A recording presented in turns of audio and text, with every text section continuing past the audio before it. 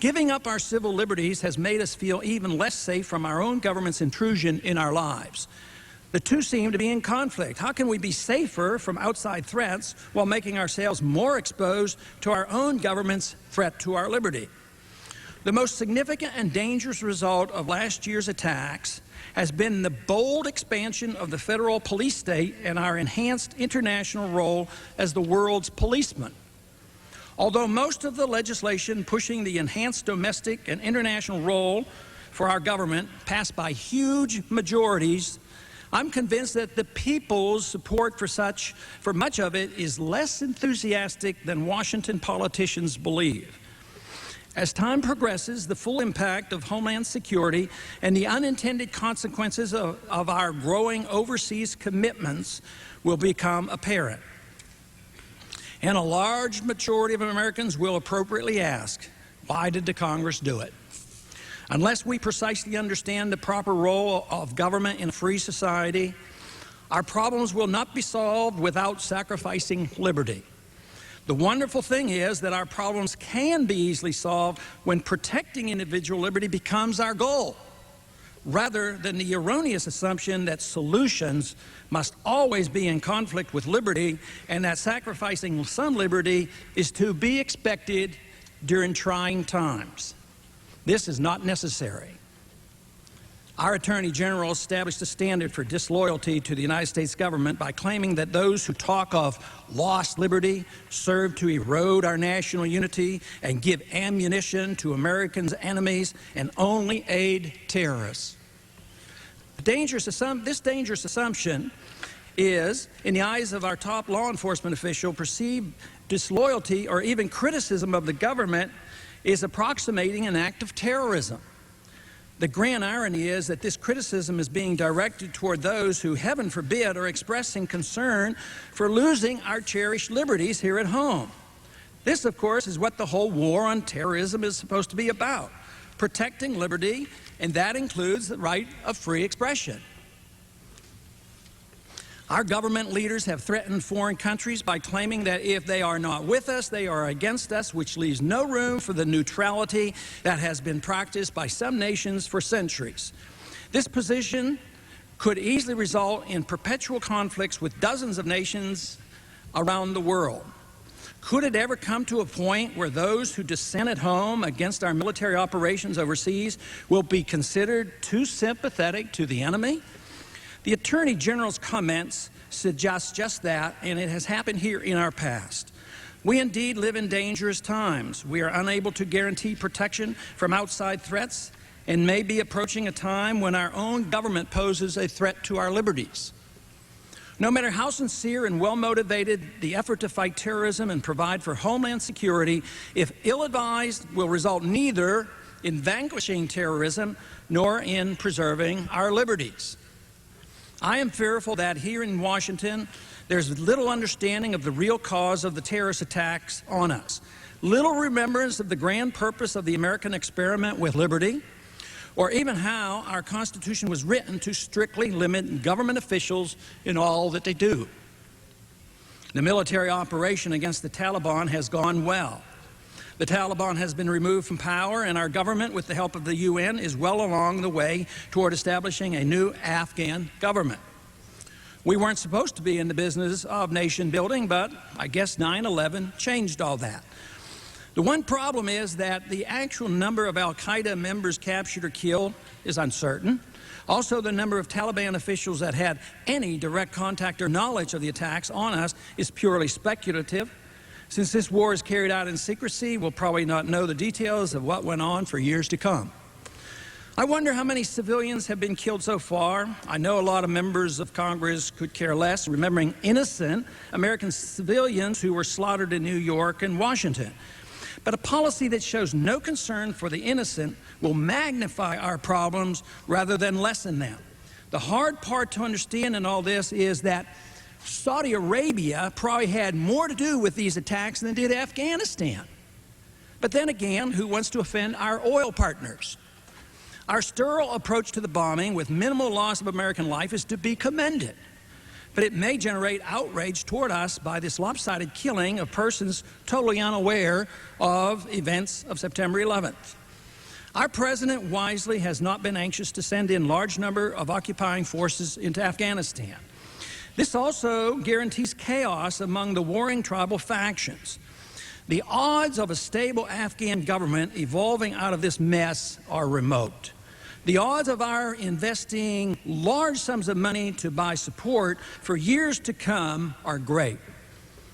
Unfortunately, it has been seen only as an opportunity for Pakistan and India to resume their warring ways, placing us in a very dangerous situation.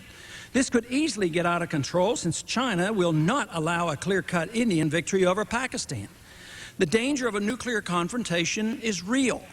Even the British have spoken sympathetically about Pakistan's interests over India.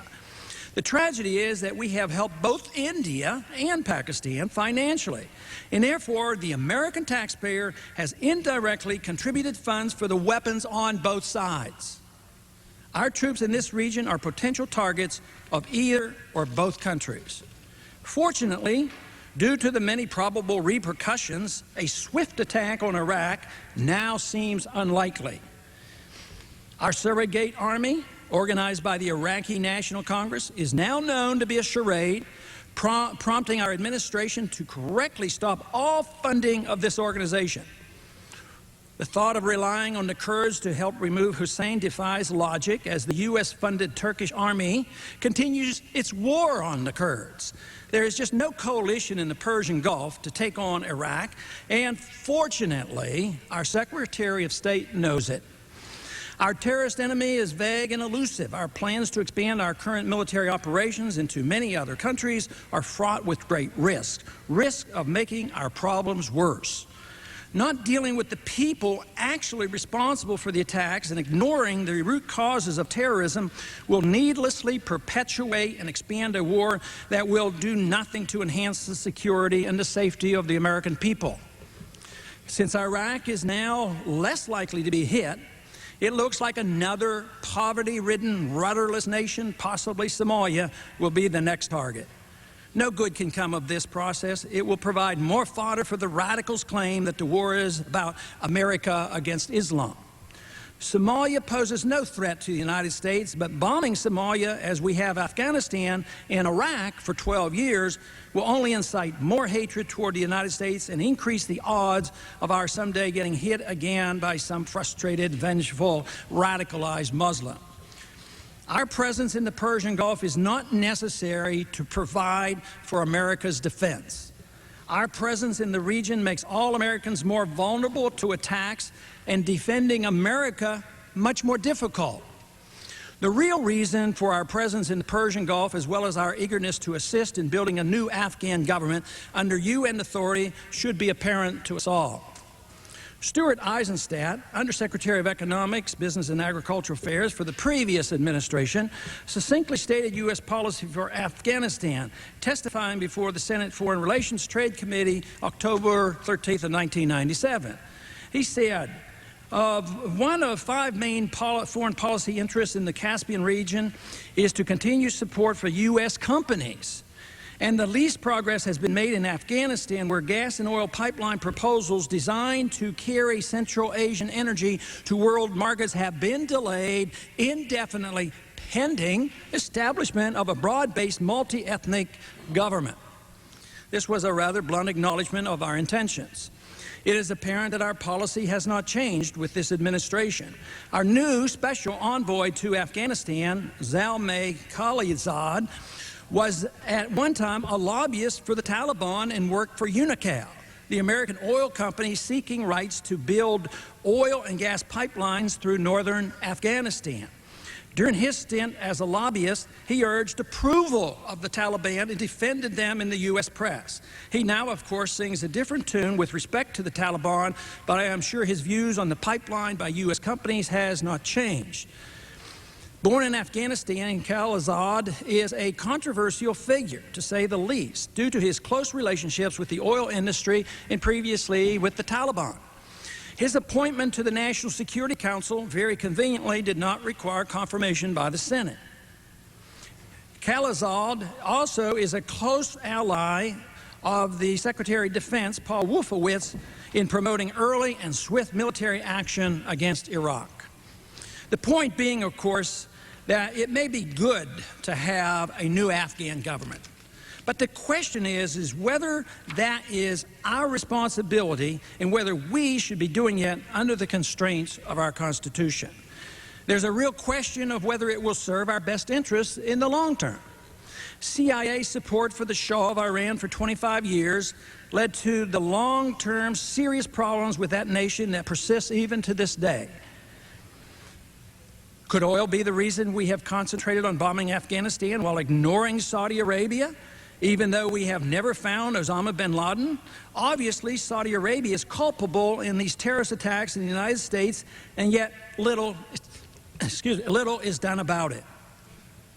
There are quite a few unintended consequences that might occur if our worldwide commitment to fighting terrorism is unrestrained. Russia's interests in the Afghan region are much more intense than Putin would have us believe, and Russia's active involvement in a spreading regional conflict should be expected. An alliance between Iraq and Iran against the United States is a more likely possibility now than ever before. Iraqi Foreign Minister Naji Sabri is optimistically working on bringing those two nations together in a military alliance. His hope is that this would be activated if we attacked Iraq. The two nations have already exchanged prisoners of war as a step in that direction.